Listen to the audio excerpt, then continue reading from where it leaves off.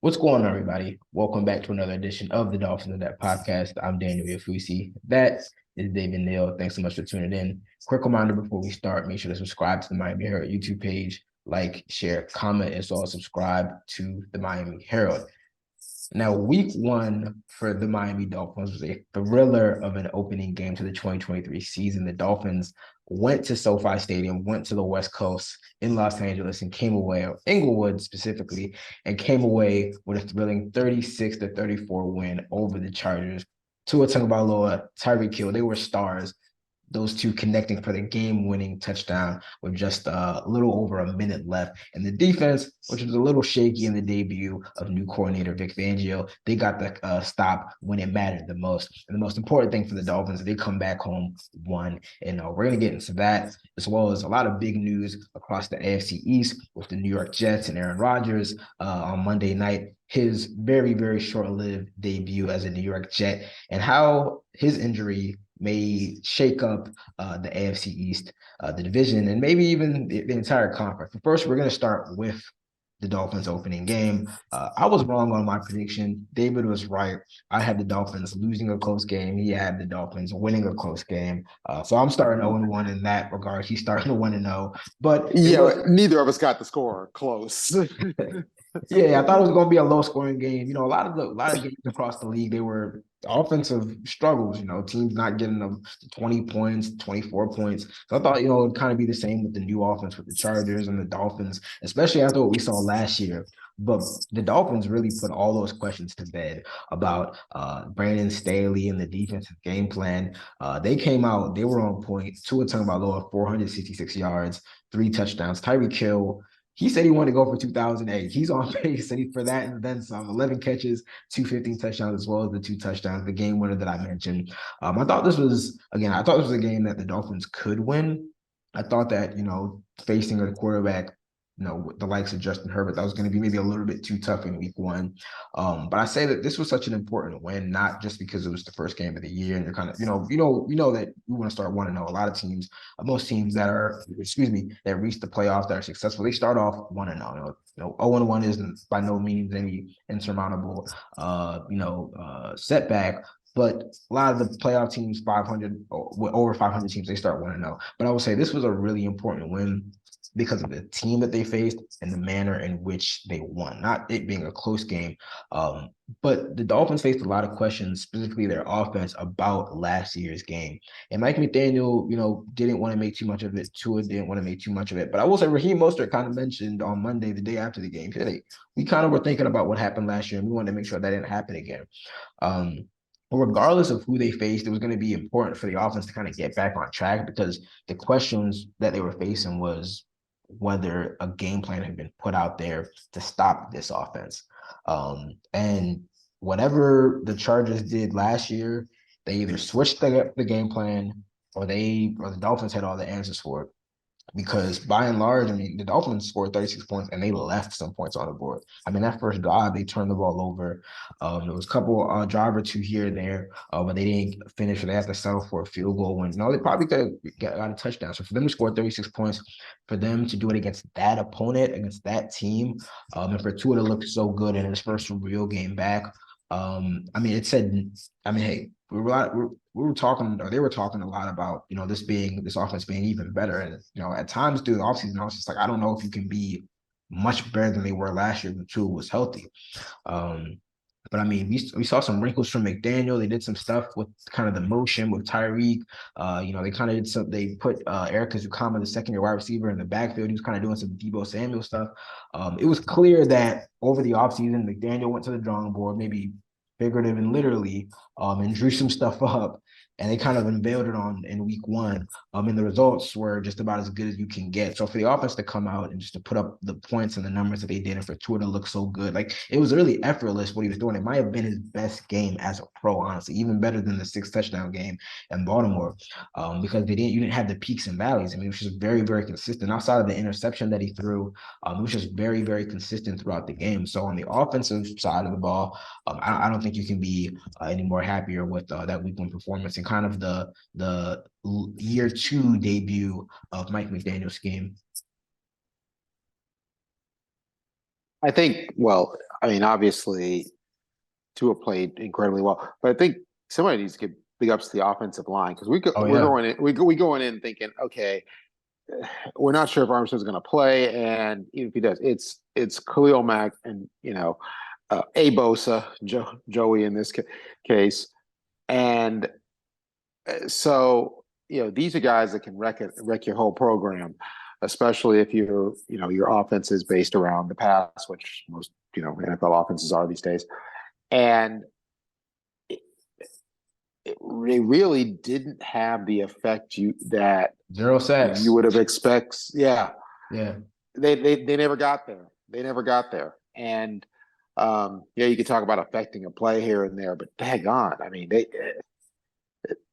was comfortable. Tua was they didn't comfortable. bother to at all. They didn't Yeah, bother to at all, and the offensive line allowed him to make some just gorgeous, beautiful, almost perfect throws that almost didn't seem like they almost seemed like they got teleported there because they didn't see some of those passes you're looking at going, ooh, I don't know how it's going to get there. And yeah. it got there. It got there. And so, yeah, we need to, put some respect on the line, uh, on the line's names of the linemen. And, good job by the defense to get, in a big defensive struggle, who's going to win? Whoever makes the first real offensive play, or maybe the second real offensive play. Big offensive shootout. Who's going to win? Well, likely it's going to be the first team that makes a couple big defensive plays. And actually, I mean, San Diego made a couple deep in the red zone, but it was the Dolphins who, made it made the plays at the end. It got to Justin Herbert at the end and didn't let him feel comfortable. He was the one harassed, and the Dolphins, elevator door that they like to do up when they win, when they tweeted out a picture of the elevator door. They didn't tweet out. Tyreek and Tua. I thought it was gonna be Tyreek and Tua. It That's all wasn't. right. It was that how many half ton of Dolphins sitting on Justin Herbert, Yeah, and you know so again, yeah, very very almost defensively you want to see something better, but yeah. they did make the 234 rushing yards just isn't going to cut it week in, week yeah, out. Like you that's can't do that. yeah. You can't have that And happen. that was the shock about that was that, in what we all considered maybe it was an underachieving defense last year, given their talent, the run defense was something they could count on. They gave up the sixth fewest yards last year. But the Chargers from the first snap, really from the first drive, I mean, they ran it with ease. And it wasn't like they were doing anything special. I mean, it was a lot of it was in between the tackles. So obviously it's a new scheme. Javon Holland, safety, yesterday on Monday, he mentioned that there are some things that they're kind of working through. It is, especially up front, it's a little bit different. You have one less guy that's usually in the box and whatnot.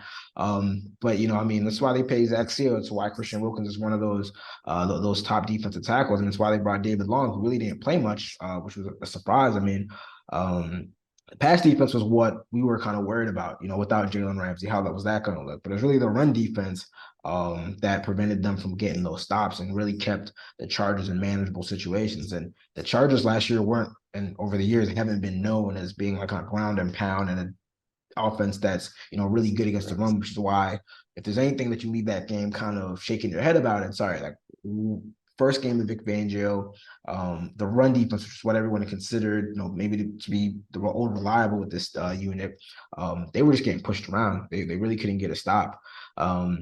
Again, obviously they got the stops late. Really, the key stop started with them forcing a field goal on the second to the Right. penultimate Chargers Right. drive, which kept it from being a 8-point game. It was just a 4-point game, 34-30, and obviously Tua went down and got the score. And on that final drive, I just put a film study together, breaking down the offense and the defense. Vic Fangio kind of switched it up. He was like he's not known for blitzing a ton, but on that last drive, and he was bringing 5 guys, he was bringing an extra guy, and he did some creative stuff in terms of bringing the cornerback off the inside and kind of giving some confusing pressure looks. So I mean, shout out to Vic Fangio for switching up, and you kind of saw that experience kick in late in the game. but I'm sure, and players have already said, that's not our standard. 200 yards is Right. not the standard. The Patriots are a team that's much more known for running the ball, and I'm sure that they've seen that, and they're already kind of scheming some ways to exploit that as well. So it's like if you're giving up 4 or 5 yards of carry and whatnot, you're keeping the opposing offense in third and 4, third and 3. You're not able to kind of do those creative things on third down. So I think that it was definitely, I think the offense maybe even exceeded expectations. There was some questions about what it was going to look like, but I don't think anybody could have. We all know that it's into it because we've seen him do it before. But to be as efficient and consistent as he was and explosive as they were, I think that I saw a stat that they created 17 plays of 15 or more yards, and that was the most. It's like 2012 or something like that. So like this was last year's offense on like steroids. Yeah, it was. I'm not saying that they're gonna insane. keep that up for all 17 games, but I mean this offense really could be dangerous. I mean what they talked about all season really came to fruition in week 1. Yeah, I mean it's that's what this offense is basically designed for. You have a lot of really fast guys who, if they get the ball in space, are going to be tough to catch, tough to bring down. You've got a couple of wide receivers that you kind of you need to deal with, and then you need to game plan for, so they don't get you for 40 or 50 on chunk plays, and they still might get you for 40 or 50 on chunk plays. And then you've got number 3 and 4 receivers who did a very good job, I thought, getting open when necessary during the game. And then also you've got running backs who can break off some big plays. And speed, and especially if you have speed with a little bit of size like a Raheem Mostert, it just unnerves defenses. It makes them nervous.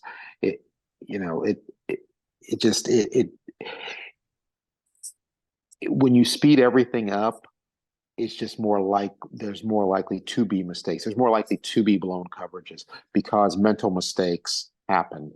And that's the case in pretty much any sport. It's when you ratchet up the speed, the team that can play faster, is good. They're gonna get some more cheap stuff, or how the heck is he that wide open?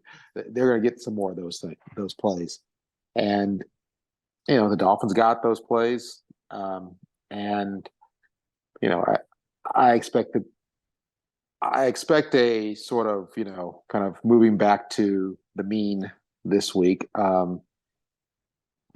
If the Dolphins offense is going to be that efficient every game, well, just Dolphins fans might start. They might start booking Vegas right. tickets. Just transport them to at least the AFC Championship game. But let's assume that they're not going to be that efficient every game, and the defense isn't going to get rolled for 200 on the ground. Every week. So, this week we're probably going to see a kind of regression a little bit from the offense. You're probably going to see improvement out of the defense, and it's on to the Patriots. I think this was a big game. I'm not as big on quarterback matchups as most people are because while they are the most important player on a 53-man roster, there still are 52 other players who have to do their job or some semblance of their job for the team to win. And if they don't come up with us, the defense doesn't come up with the pressures at the end, then Tua is going to have a great stat line, and the Dolphins are going to would have been 0-1. So I think what's interesting is that you have just the overall thing that the Chargers are clearly the second best team in the AFC West. Okay. Kansas City lost on opening night, but they lost by 1 point, and their wide receivers dribbled the ball all night like they were point guards. Again, that's something that's not likely going to happen again. So let's say the Chargers not San Diego, Los Angeles. The Chargers are the second best team in the AFC West and probably a playoff team. And they were a team that gave the Dolphins a lot of problems last year. So the Dolphins went out and, had no problems with them in the way they had problems with them last year and beat another team that's a playoff team that's looking to make that next step up and take out the team that's, owned their division for the last several years, much like the Dolphins are looking to do with the Bills. So I think that it's an important win for that. And now I think obviously this week's an important game for, they're all important. Yeah, 17 games, but division game, you're coming off a big win and, a mature, and they're better than New England. Let's be clear about that. And a mature team that is really ready to make that next step comes out this week against New England and plays an overall game that's at least as good. Like I say, an overall game. Maybe that'll mean the defense, the offense may not be as explosive, but the defense is better. And that's what mature teams that are mature and ready to win do. They are consistent after very good performances, and after not so great or bad performances, you're not going to get the same thing from them the next week. So, but I think that this was an important win, obviously for the Dolphins. Yeah, for sure. I mean, you look 3-4 months from now, I mean, this could be very well teams that the Dolphins are competing for, whether it's for, wild card spot or maybe playoff positioning. So, to go on the road, get that win week 1. It's definitely, great start, getting a great note for the Dolphins. Like you said, they move on to a game that's equally as, if not more important, with the divisional matchup. So they quickly turn their attention to a Sunday night road matchup game. All the attention is on the Dolphins, on Tua. Now they get the national spotlight, and we'll see how they respond in week 2. All right, we're going to take a short break, but when we come back on the other side of things, it was a very, very interesting week 1 for the AFC East. Patriots taking an L, the Bills losing, and Josh Allen fumbling, bumbling, stumbling, turning the ball. And the Jets got a win, but at what cost? At what cost did the Jets get a win? They still took the L. Yeah. A dub, but at what cost? We're going to take a short break, talk about the AFC East, as well as discuss the Dolphins week 2 matchup against the Patriots coming up soon. So stay locked with us, and we'll be back soon. What's going on, everybody? Still here on the Dolphins In Depth podcast with David Neal, talking all things Dolphins. Now, in the first half, we talked about the Dolphins' thrilling opening season win over the Chargers, but they're quickly turning their attention to a divisional matchup in the AFC East. They're heading to Foxborough to take on the New England Patriots. First national primetime game of the season for the Dolphins. They're going to be playing on Sunday night. And there's going to be a lot of eyeballs on this team after the way they opened up the season. Tua, over 400 yards, 3 touchdowns. Tyreek, 200 yards, 2 touchdowns in his own right. So there's a lot of buzz around this team. Tua's MVP odds are vaulting up. The Dolphins, according to several sports books, are the favorites in the AFC East to win the division. And that's not only because of their week 1 win, it's because of what happened elsewhere around the AFC East. So now you have the Patriots start off their season with a 25-20 loss. I believe they inducted Tom Brady into their kind of Ring of Honor Hall of Fame. They weren't able to get the dub. They lost to the reigning NFC champions. So they're 0-1. And last night, Monday night, a lot of pomp and circumstance. Aaron Rodgers makes his debut as a New York Jet, but it lasts only 4 snaps, 75 seconds. He goes down out for the year with a torn Achilles injury. Just really sucked the life out of what was supposed to be, a grand debut for the future Hall of Famer. Now, the Jets were still able to come away with the win, a very thrilling win in its own right. Walk-off punt return in overtime, 22-16 win over Buffalo. But again, earlier today, the news confirming that Aaron Rodgers is out for the year. So they're kind of back to where they were last year. Zach Wilson starting quarterback, a very talented defense, but maybe not enough to keep up in the division and the conference. Now, the question is, should the Dolphins be the favorites? Because the Bills, they're 0-1, and they did not, or at least on offense, they did not look good. Josh Allen specifically turning the ball over 4 times, a very rugged, ragged effort. And now the Dolphins are the favorites in the division. But the question is, after week 1, should they be the favorites? Yeah. Yeah. I mean, they should be the favorites because, look, there wasn't that much separating them from Buffalo last year, when both rosters were fully healthy. So you go into this year, you still got to give the Bills the edge because of what they have done and shown they can do. And I don't want to make too much out of a first week performance. I think the Bills will That's what probably we be do. That's what fine. we do. We make Well, too much no. out of it. I'm Overreaction not doing. Monday or I'm not Tuesday doing when we're that. recording. No. I'm doing that. It's not my role here. That's your job. You, the young fool. I'm the old guy going. No. Calm down. No, I'm not going to make too much out of it. They looked awful last night. Josh Allen looked like Josh Allen year 1 last night. It was, But whenever he has a penchant for turning the ball over. He's really been the most yeah, turnover prone quarterback over the past couple of years. So this yeah, isn't necessary. I mean, 4 total turnovers might be a little excessive. yeah, But turning the ball over is what you come to see and expect from him. He turning the ball over, but they usually put up some points. Otherwise, 16 points. Jets got a good defense. The Jets have a good defense. The Jets played the Bills very closely last year with Zach Wilson and Joe Flacco and Mike White. I mean, I expected a low scoring game. I mean, I was surprised by that. No, I wanted a little more from. I want to see more from Buffalo. I don't want to see better than that. There was just like, ugh, it never seemed like they were on the verge of kind of breaking through and hitting a rhythm. And as for I think the Patriots are still, they're kind of in fine. I thought they did a good job in hanging in and not getting blown out in that game against Philadelphia, because they were down 16-0.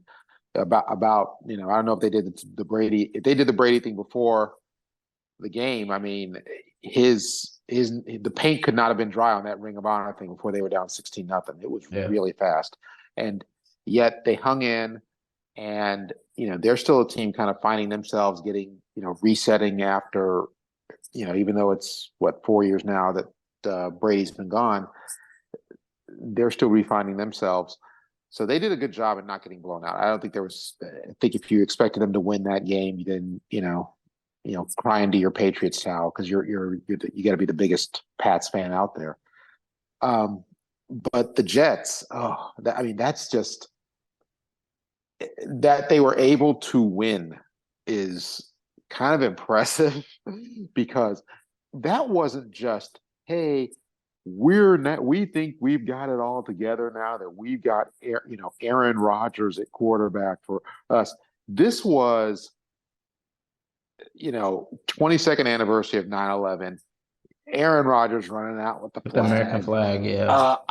That place. All the stars were out there. Yeah. It was, This had the setup of one of those old-fashioned like Monday night butt kickings where the visiting team is down 24-0, 17-0 by the time they get their shoelaces tied. And that crushing an injury, and immediately, people who knew that it was really bad. And that just to take that life out of the place, that really could have completely sucked, sent everything crashing. But they hung in there. They got the win. Good for them, but I don't think I don't think Zach is sustainable as a quarterback leading a team in this to a division title in this division with the Dolphins and the Bills and even the Patriots. So, will the Bills get it together? Probably. The Dolphins should be the favorite, however. And that might all change, after Sunday, because the Patriots in Foxborough on a Sunday night, they're probably not going to be chump change. So,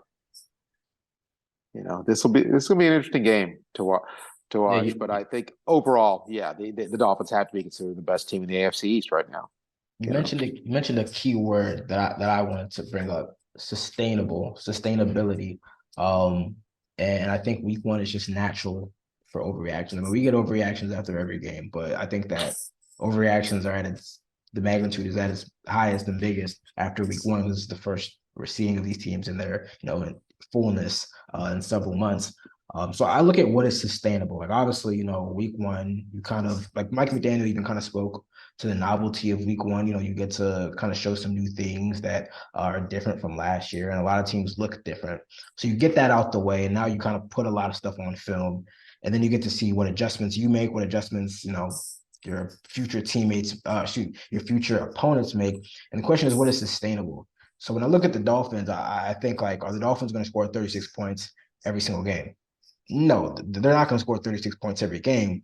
But are they able to move up and down the field with the relative efficiency and explosiveness that we saw Sunday? I think so. Now the Chargers, for all of their talent, they just can't put it together as a whole. Which is why I don't think that, I don't think they're a top 10 defense, a top 15 defense. I don't think they're going to be atop the rankings at the end of the year. I think the Patriots are going to be a much better indicator of how good this offense truly is, because when we saw them week one last year, that was the first game of Mike McDaniel's head coaching tenure. It was a little rugged, little hit or miss. And then obviously we saw them later again in the 22 season, and Tua wasn't out there. And then, you can't really grade it because Tua was out of the lineup. So now we're going to see, 1 year into the Mike McDaniel scheme, having more knowledge of it, putting these new wrinkles in, we're going to get a good feel for what this offense really is about against a better defense, in my estimation. So I think that, there's, again, the Dolphins offense still left a lot of stuff, on the field, especially, in the running game. They had some good runs, but I think it was more kind of keeping the ball into his hands because he had the hot hand. But they only ran for 70 yards, 20 carries, not great, but it was a game where you really didn't need the running game too much because Tua was so hot. So it'll be interesting to see if they run the ball a little bit more, if they have more success against a better defense. On the defense side of the ball, like we said before, I'm not sure. I mean, I don't believe that they're going to be giving up 200 yards, rushing yards a game. And if they do, then this is going to be a defense that does not perform up to our expectations. I was talking about this defense being a top 10 unit. So, expect 200 yards given up to what is a so-so running team. That's something that definitely is going to be interesting to see whether they can make those changes from week to week, because we know the Patriots, their offense has questions, but they can usually run the ball with Ramondre Stevenson. They just got Ezekiel Elliott. That's going to be interesting there. When I look to the rest of the division, obviously the Jets are, God help them. Like I felt bad for them. Like I don't have no Uber interest. I don't really care, but I felt bad for them. Like that was because as a football fan, I wanted to see what they looked like though with Aaron Rodgers there. They looked like they had a squad that was going to be competitive. We talked about this being kind of a three-headed monster in the AFC East with the Dolphins, the Bills, and the Jets. Now it seems like it's probably going to be a two-man race for that division crown. So I'm kind of we'll see how they had a tough schedule to begin with. So, we'll see if, Zach Wilson can kind of keep them afloat, if, some of these offseason improvements and changes that they're talking about aren't just lip service. But it's looking like it's going to be the Dolphins and the Bills. When I look at the Bills, again, sustainability, you mentioned, hey, Josh Allen isn't going to turn the ball over like that. But again, I mean, there's some stats out there. I believe he leads the NFL in turnovers either since he entered the league or in the past 2 years. I mean, this is maybe not to this magnitude, but this is who he is. I mean, he's a reckless quarterback. He's a great quarterback, but he's also a reckless quarterback. I mean, we saw that, even in the playoff game against the Dolphins last year without Tua, where his carelessness kind of got the Dolphins back in that game. Obviously, they have a lot of guys coming back from injury, especially on defense. They don't have Von Miller yet. But again, I picked them to win the division over the Dolphins, mainly because of the Dolphins' injuries, particularly Jalen Ramsey not being out there probably until the second half of the season. But if Josh Allen's gonna turn the ball over and kind of sink them and keep them in games that they like. Honestly, truly, they probably should have run away with that game. When he hit Stephon Diggs for that touchdown, I was thinking, Sure. this is the beginning of 31-10. Right. Right. They take all the air out of the building and they Hmm. kind of coast. But the turnovers really kept them in that game. And again, that's a good Jets defense. But when Zach Wilson's turning the ball over in his own right and whatnot, you think that that's a game that a veteran team kind of runs away with. Well, Um, but see, that's what I was kind of talking about with consistency and what you see from mature teams. And it's surprising that you didn't see that for the success Buffalo's had the last few years. It's surprising you didn't see them just put that game away. You know, it's not like they're new to this. And that and also the quarterback play of Josh Allen, it kind of does make you wonder, have they grown up to put on the big boy pants of a true contender, or are they once again a team that looks really good and they seem like they should have everything in place, but they're just missing something, and that something leaves them just short of that upper echelon. And uh, yeah, that is a game last night that if you fancy yourself a Super Bowl contender, you take that game and you put that thing away. Bow, bow, bow, bow. You know, they, you know, you hit them with a combination, knock them out. You don't mess around, and it just that game didn't speak well of Buffalo. Um, and while I don't think they're going to look as bad as they did in successive weeks. I still think that's why you have to say the Dolphins are probably the favorites in the division right now. yeah, I mean, Uh, you saw similar issues pop up. I think that for the Bills, I think maybe the two questions you had was, some of the age and the injury, the injury or the health of their defense, and then really Josh Allen, again, that volatility in his game. I think that obviously with kind of the excitement of the Jets, there was a lot of money backing them. And I think with the Dolphins, who I don't want to say they were afterthought, but they were definitely discussed much less and thought of what much less than the Bills and the Jets. I think the major thing was, the health of Tua. And how would he look coming back from the injury? If he looked like he didn't have any rust, he didn't have any issue coming back. So now obviously, week one, there's a lot of volatility, a lot of overreaction.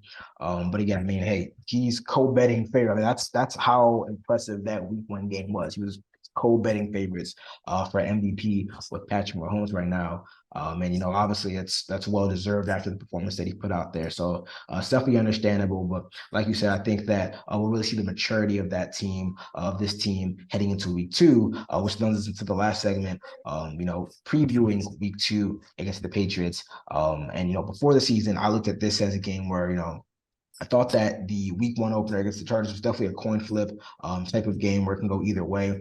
And again, not to dismiss the Patriots, but on paper, this is a much more talented team, whether it be quarterback. I mean, Tua is definitely coming into his own now. The weapons that the Dolphins have, the defense, maybe a push after the opening performance that we saw from that unit, especially on the ground. But it's definitely a game where you look on paper and you say, hey, especially after what you did week one, if you're a legit team in the AFC in the conference, you go in there prime time and you handle your business and you come out. And I think the Dolphins are going to do that. Obviously, the Patriots stayed in that game in week one against the Philadelphia Eagles. But I just view it as a game where I don't think they're going to be able to keep up. I think that the defense is going to be much better than the Chargers defense was. We're not going to see them go for 36 points, see Tua go for 400 yards. I'm not expecting that against a Bill Belichick defense. I think that he's going to have a much better game plan to try to stymie the offense. But at some point, it's tough to keep Tyreek Hill, Jalen Waddle, that offense down for the entirety of a game. And I don't think that Mac Jones and the skill position players that they have is enough. They're already dealing with injuries heading into the game. I don't think Devontae Parker played in that game. I know Mike Gesicki, the former Dolphin, was dealing with some injuries, but it just seems like one of those games where it might be close early on, but after a while, Tyreek, Jalen, they break loose. It feels like one of those 27-16 games where the Dolphins kind of separate late. That is exactly the score I was going to pick. I completely agree with you. I think this is a game where the Patriots will do some things that bother the Dolphins, just because that's what they do. Bother the Dolphins offensively, and that's what they do. Bill Belichick's, forgotten more about defense than a lot of the defensive coordinators around the league know, and he's very good. He's always been very good at taking away certain things, creating certain problems that you didn't know, that you didn't expect, or exposing weaknesses that maybe you didn't know you had. So I think that'll probably happen again, but then again, the Dolphins are still going to, I think, make enough plays and make enough explosive plays to put points up. And I think they might get a turnover or two from the Pats offense. We didn't see that. I was going to say we didn't see that. We didn't see that in the opening game. Nope. No turnovers, not a lot of sacks until late in that game.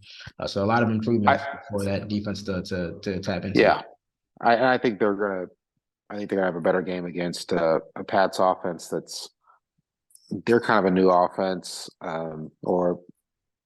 really are a new offense, and they're still trying to get used to what they're doing. Although they played pretty well late against Philadelphia and were driving to take the lead in that game late in the game. So, yeah, 27-16 sounds about.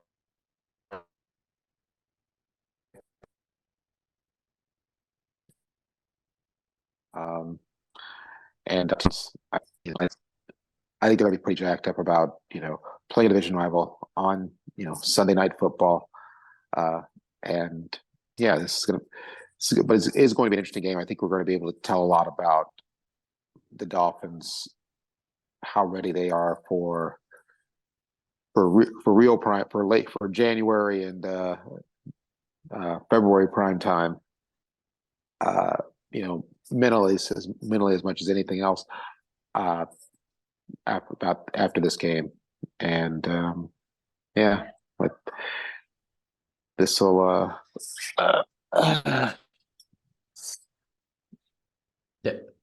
this should be an interesting game. I think this game also will, if the Patriots pull this off, and pull off an upset, which is now the realm. But if they do, then everybody's just gonna kind of throw their hands in the air and papers in the air and shrug their shoulders, and nobody's gonna bet a single AFC East game for the rest of the season.